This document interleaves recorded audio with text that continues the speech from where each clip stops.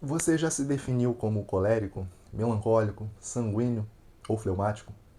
Você já usou essas categorias para justificar o seu jeito de ser, as suas falhas ou a sua forma de lidar com os outros?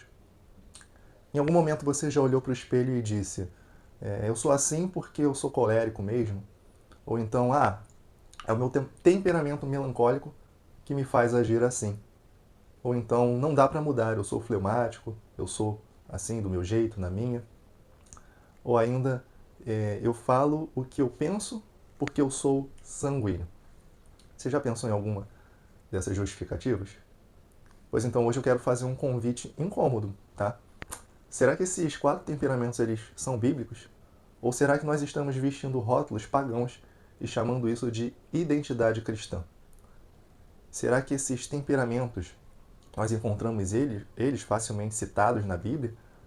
Ou será que nós estamos ali rotulando com filosofias ou até misticismo e chamando isso de uma identidade cristã? Então eu vou te fazer um convite. Fica comigo até o final, porque nesse vídeo você vai descobrir a origem desses conceitos, o que realmente está por detrás deles, né? Por que essa ideia se infiltrou na igreja e nos livros cristãos, e o mais importante de tudo, o que a Bíblia de fato diz sobre quem você é e quem está sendo chamado a ser em Cristo.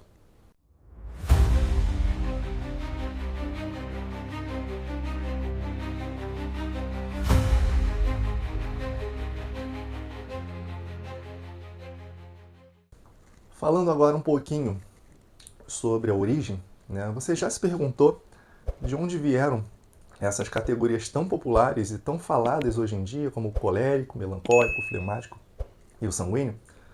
Então eu vou te contar uma história aqui que quase ninguém comenta, né? E por onde que tudo começou, né, na verdade. Começa lá por Hipócrates, é um médico grego.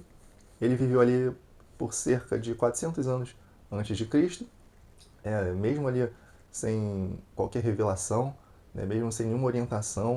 Eles acreditavam que o comportamento humano ele era resultado do equilíbrio ou do desequilíbrio de quatro fluidos corporais. Eram eles o sangue, a bile amarela, a bile negra e o fleuma, que é um tipo de muco, né? Então, segundo Hipócrates, o que isso representava? Muito sangue era igual a uma pessoa alegre, uma pessoa impulsiva, o que seria o sanguíneo. Muita bile amarela representava uma pessoa muito irritada, explosiva, né? Muito colérica. O excesso da bile negra representava uma pessoa triste, introspectiva, melancólica. E o muito fleuma representava uma pessoa calma e lenta, o fleumático, né? Isso tem mais a ver com a superstição médica e filosofia pagã do que com qualquer outro tipo de revelação ou orientação. E depois de Hipócrates, veio Galeno.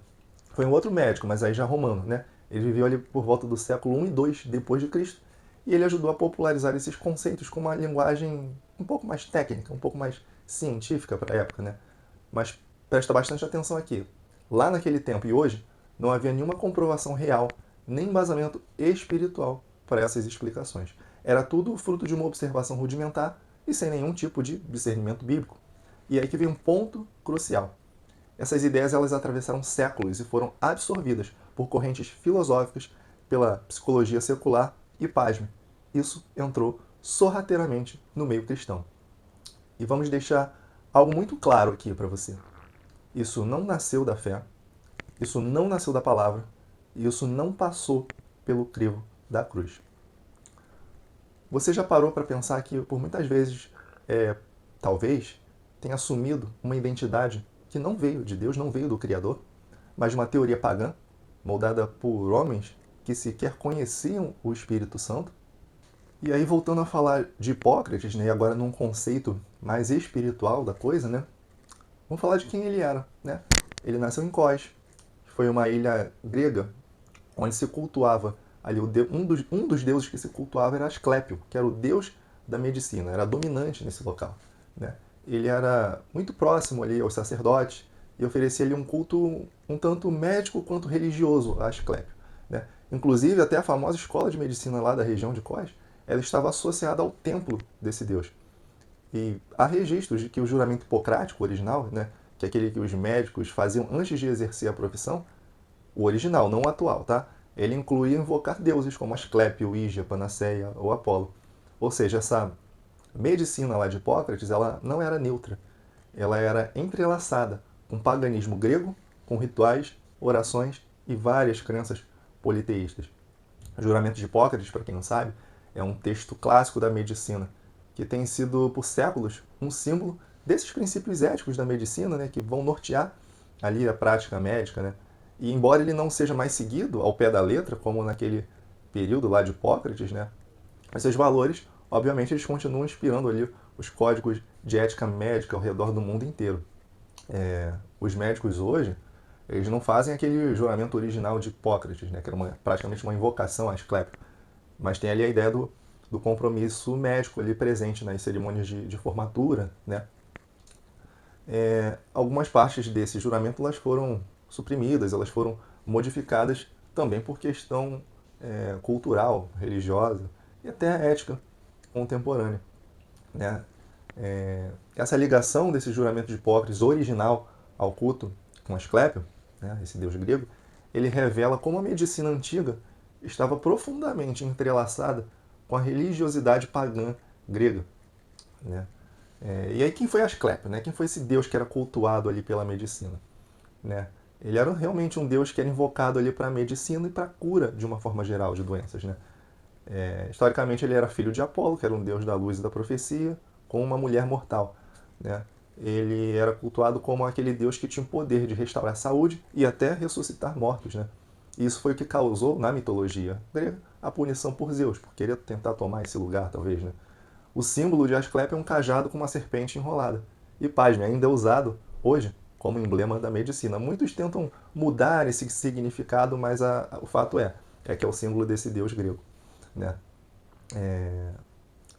Quanto ao culto, né, os templos de cura, os chamados Asclepions, né, da época, eles funcionavam ali como um hospital da época.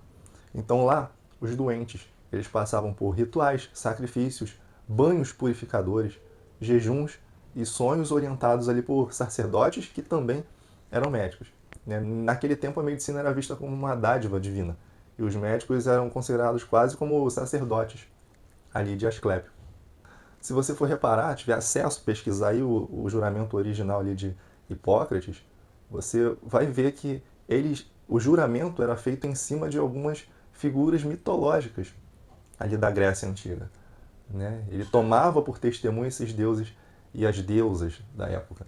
Então era um juramento de compromisso médico, mas também com a invocação de divindades pagãs, né? Como o próprio Asclépio, Ígia, falei aqui, Panaceia, né? Que eram filhas ali de Asclépio. Então, naquela época, o médico, ao jurar, ele estava consagrando essa tradição religiosa de Asclépio. Então ele estava comprometendo-se a seguir aqueles preceitos éticos do ofício, como se fosse um chamado divino a essas divindades, né? E aí, por que eu estou falando isso tudo? Para a gente entender a origem do uso desses quatro temperamentos. Então, quando você toma posse desses quatro temperamentos lá de Hipócrates, talvez você esteja trazendo uma estrutura de pensamento formado dentro de um culto politeísta à medicina e aos deuses gregos. Ou seja, apesar do valor histórico e ético, isso tem uma raiz espiritual numa cosmovisão que não é cristã, que é politeísta. O culto a Asclépio ele mostrava como a medicina na Grécia Antiga era, em muitos aspectos, uma atividade religiosa e não apenas científica. E daí surge a teoria dos quatro temperamentos. Eu falei também, vocês vão se lembrar, sobre Galeno, né? Depois de Asclépio, que ajudou a formular essa teoria dos quatro temperamentos. Se você for pesquisar, você vai ver que Galeno ele viveu na cidade de Pérgamo, que hoje é a atual Turquia, né? Essa cidade, lá em Apocalipse 2,13, ela é chamada como o trono de Satanás. Então, Pérgamo também era um local, por incrível que pareça, de culto a Asclépios, com um tempo de cura e práticas místicas, né? Galeno acreditava que a razão humana era um reflexo do Logos, conceito grego que depois foi reinterpretado ali por filósofos neoplatônicos, estoicos, mas não no sentido cristão, porque vamos esclarecer aqui que o termo Logos pode confundir muita gente, especialmente os cristãos, que conhecem lá João capítulo 1, versículo 1. No princípio era o verbo estava com Deus e o verbo era Deus, né? Esse verbo ali é o Logos. Só que o Logos da Bíblia não é o mesmo Logos da filosofia grega. Ele tem sentidos. Apesar da mesma origem, ele tem significados diferentes. Porque, vamos pensar aqui, o que era o Logos na filosofia? E aí eu vou falar como Galeno entendia esse Logos. Né? Na filosofia grega, especialmente ali em Heráclito, falando ali de Platão, depois dos estoicos, Logos era visto como uma força impessoal que governava o universo. Era como se fosse um princípio racional cósmico, tipo uma mente universal, uma ordem lógica por detrás de tudo. Mas nós sabemos que o Logos é a figura do próprio Senhor Jesus. Né? É o próprio Deus manifestado. Então, existe ali uma diferença entre a cosmovisão deles lá, politeístas, e a nossa cosmovisão cristã. A palavra também afirma que o Logos se fez carne e habitou entre nós, como está lá em João capítulo 1, versículo 14. Logo, nesse contexto cristão, o Logos é Cristo. Ele não é uma ideia, ele é uma pessoa. Ele não apenas explica ou tenta explicar o universo. Ele próprio criou todas as coisas. Ele não só ordena o mundo, né, dá desse sentido, esse significado ao mundo, mas ele salva o mundo. E aí Galeno é o cara que estudava e admirava ali as obras de Platão, de Aristóteles, de Hipócrates, mas tudo isso dentro de uma visão materialista ou dualista. Né, e não tinha ali a realidade da Bíblia como parâmetro. Então, isso já coloca em xeque muita coisa. Né? Galeno ele buscava a questão da saúde como equilíbrio natural, sem a noção de pecado, de arrependimento, de regeneração.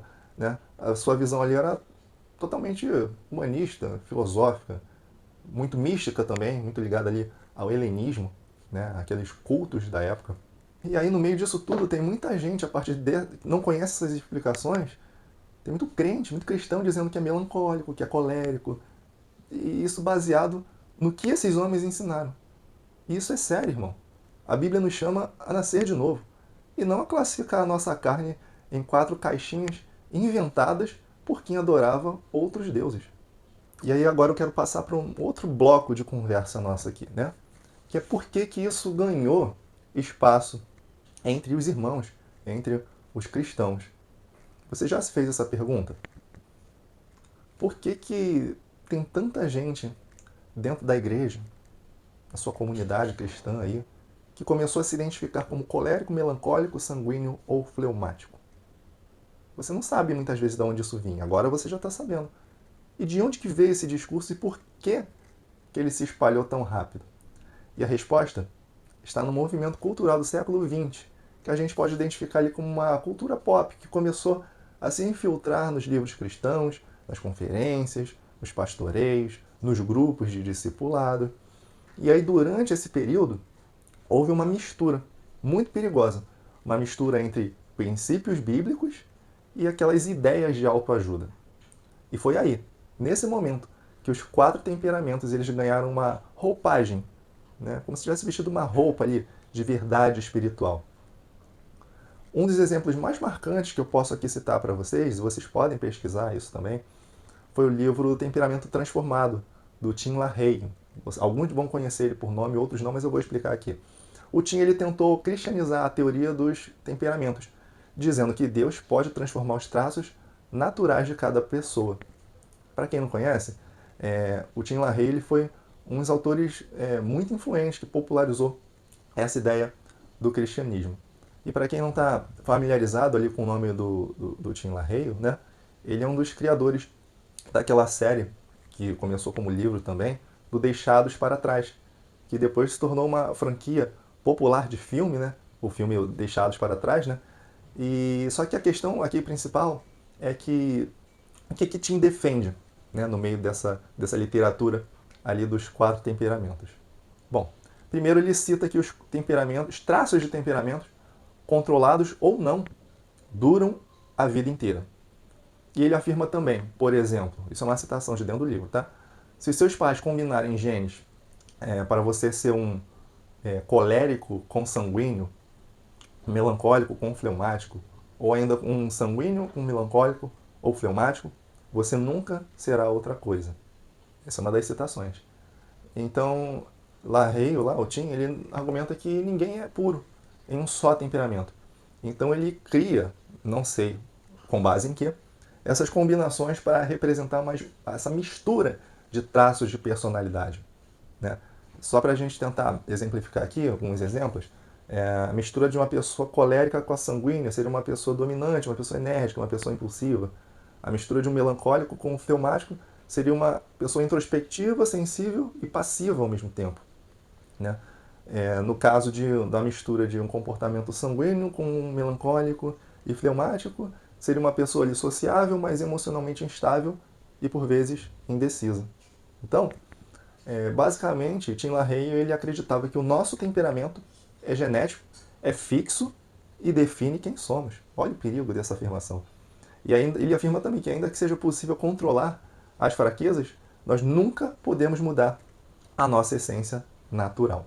Essa ideia até parece inofensiva. Para o mundo ela vai parecer bastante inofensiva e até bonita no papel. Mas para nós pensamos diferente. Você é assim por natureza, mas Deus vai suavizar as arestas e usar o seu temperamento para o bem. Isso não é a verdade. Isso aqui tem um grande problema. E aqui talvez seja o ponto de maior incômodo nesse vídeo para quem acredita na teoria dos 4 temperamentos. Porque Deus ele não quer melhorar o seu temperamento. Ele não veio para aprimorar uma natureza caída, uma debilidade sua. Ele quer crucificar a carne. Isso é o que a palavra afirma. Ele não te chamou para ser um colérico equilibrado ou um melancólico funcional. Não. Deus te chamou para ser uma nova criatura em Cristo. A palavra afirma. Assim que, se alguém está em Cristo, nova criatura é. As coisas velhas já passaram, e eis que tudo se faz novo. 2 Coríntios, capítulo 5, versículo 17. Então, falando aqui de aplicação prática, você não precisa descobrir quem você é com base em uma teoria grega. Você precisa, de fato e de verdade, nascer de novo, ser moldado pelo Espírito Santo e não por fluidos corporais de um médico pagão do passado. E é por isso que muitos cristãos estão presos em ciclos emocionais, em justificativas comportamentais e em bloqueios relacionais. Sabe por quê? Porque eles estão tentando se curar com autoanálise ao invés do arrependimento. Irmãos, deixa eu ser muito claro aqui com vocês. O Evangelho ele não nos rotula. O Evangelho ele nos redime. Mas comenta aqui embaixo se você já acreditou nesses 4 temperamentos e como isso impactou a sua forma de viver. Deixa aqui nos comentários. E aí, falando especificamente dos perigos de crer nessa teoria, o primeiro, ele limita a transformação de pessoas que dizem assim, eu sou colérico, eu explodo mesmo por qualquer motivo, eu sou melancólico e por isso que eu sou depressivo. E aí, essas pessoas elas se tornam escravos de rótulos, ao invés de discípulos de Cristo, de serem imitadores dele. Em segundo lugar, isso acaba por justificar pecados. Ira, apatia, orgulho, isolamento, tudo pode ser explicado com base em um temperamento. Mas a Bíblia chama isso de obras da carne. Terceiro lugar, isso foge da renovação da mente. O que Romanos 12:2 fala? E não vos conformeis com este mundo, mas transformai-vos pela renovação da vossa mente. Nós temos que estar atentos a essa renovação e ela tem que ser diária para que filosofias como essa não façam parte da rotina do cristão. O que a Bíblia fala sobre verdadeira identidade? Né? Vamos recordar aqui.